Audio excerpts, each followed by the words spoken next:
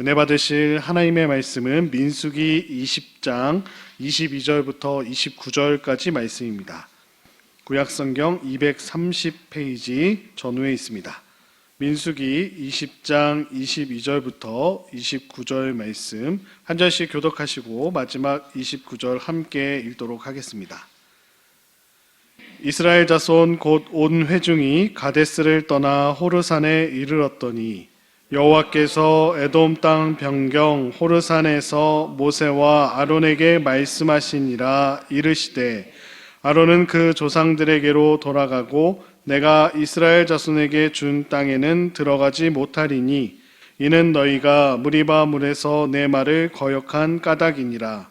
너는 아론과 그의 아들 엘르아사를 데리고 호르산에 올라 아론의 옷을 벗겨 그의 아들 엘르아살에게 입히라.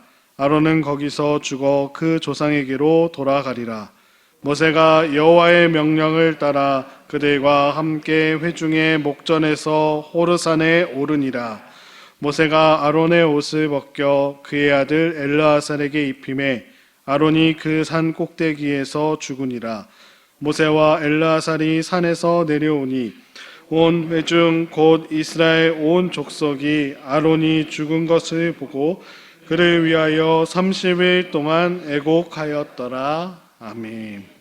오늘은 하나님을 경외하라는 제목으로 말씀에 은혜 나누는 이 새벽 되기를 소망합니다. 오늘 본문 말씀은 이스라엘 자손들이 이제 가데스라는 지역을 떠나 호르산이라는 지역 앞에 이르게 됩니다. 하나님께서 그 아론의 죽음을 미리 알려주시고 무리바 물 사건을 통해 말씀을 거역한 그 죄를 언급해주고 계십니다.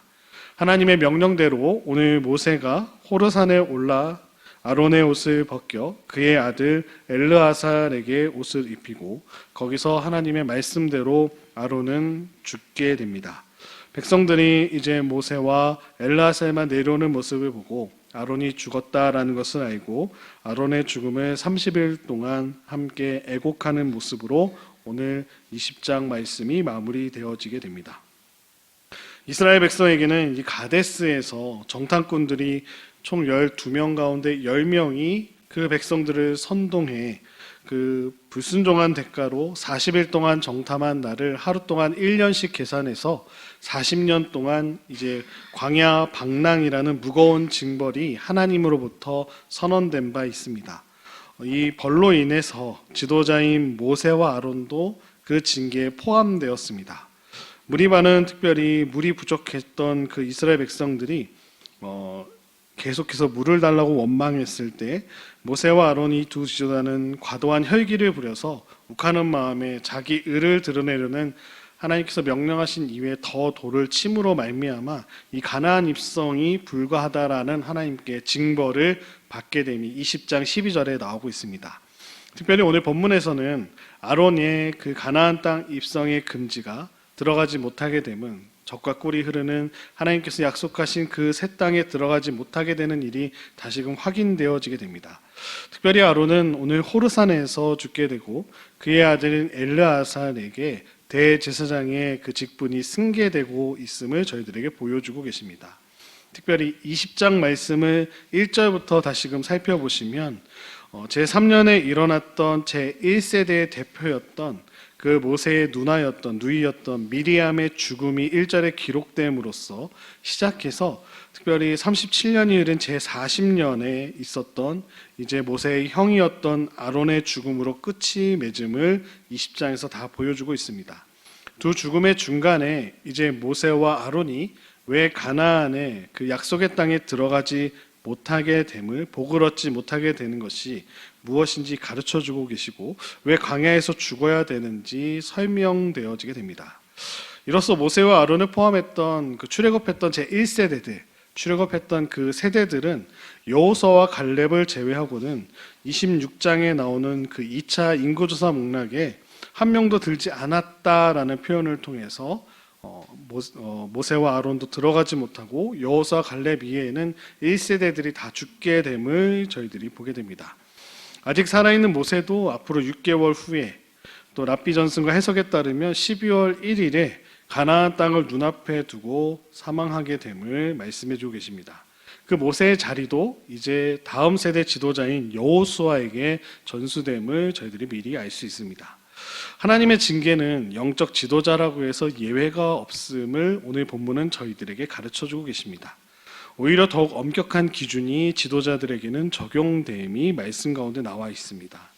정탐꾼들의 선동에 의해서 10명의 정탐꾼이 선동하여서 하나님께 막말을 쏟아내며 불만을 품었던 이 백성에 대한 징계는 어찌 보면 당연하고 마땅한 일것을 저희들이 보게 됩니다.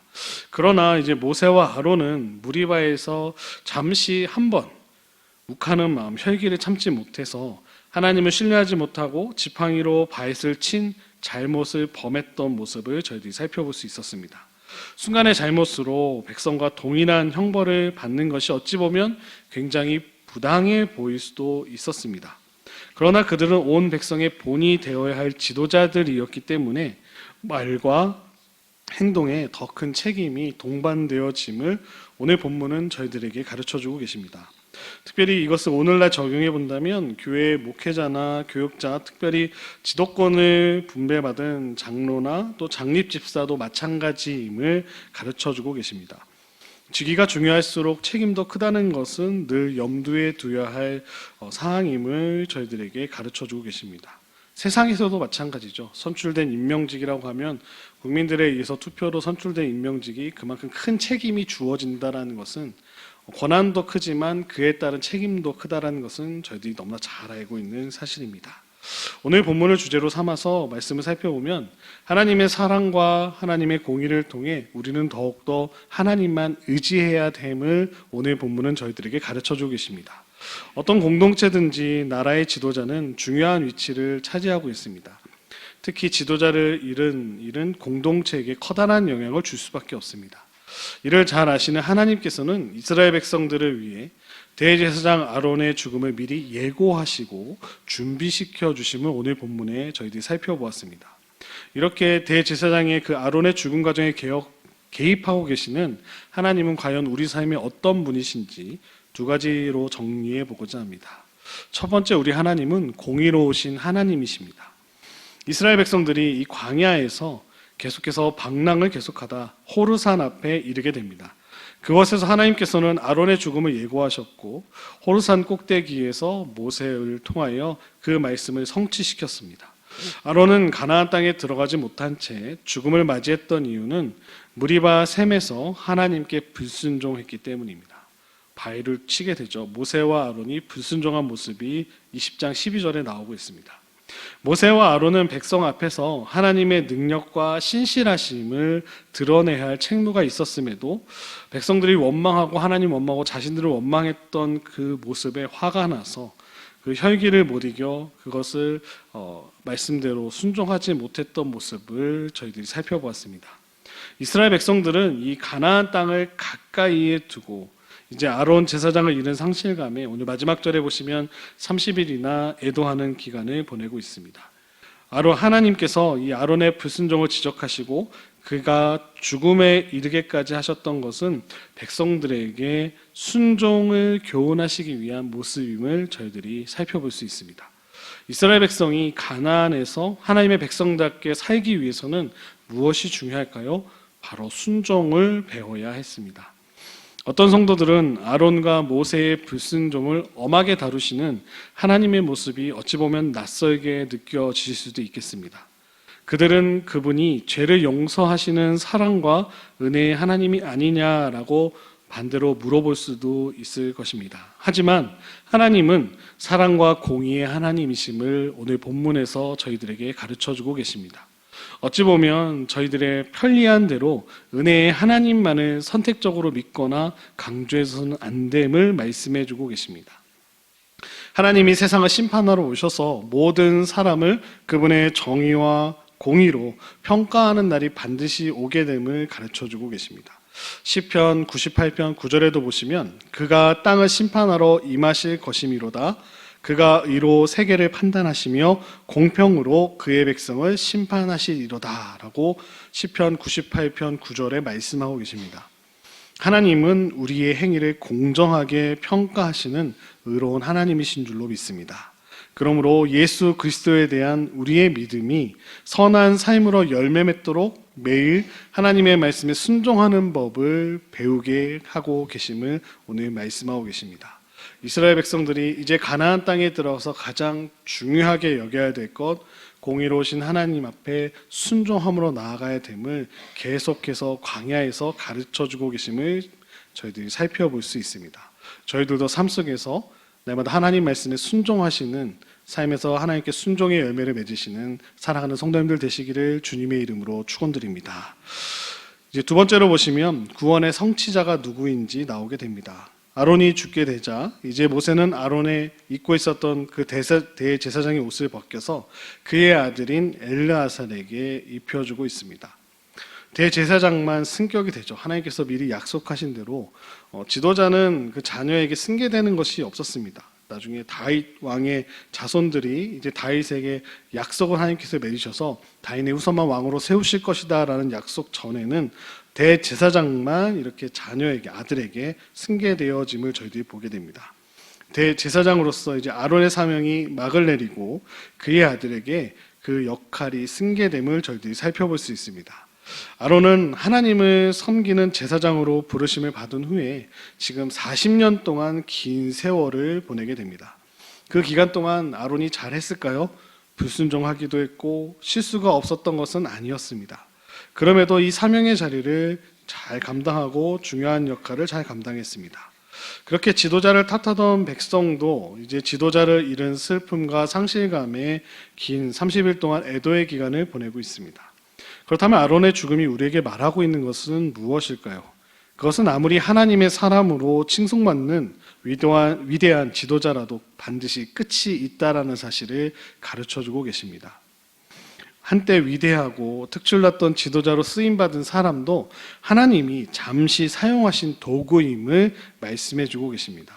구원의 계획과 완성은 하나님께서 친히 하나하나 성취해 가심을 오늘 보여주고 계십니다. 하나님은 우리를 당신의 말씀으로 지도해주는 사람들을 세워주시고 보내주십니다.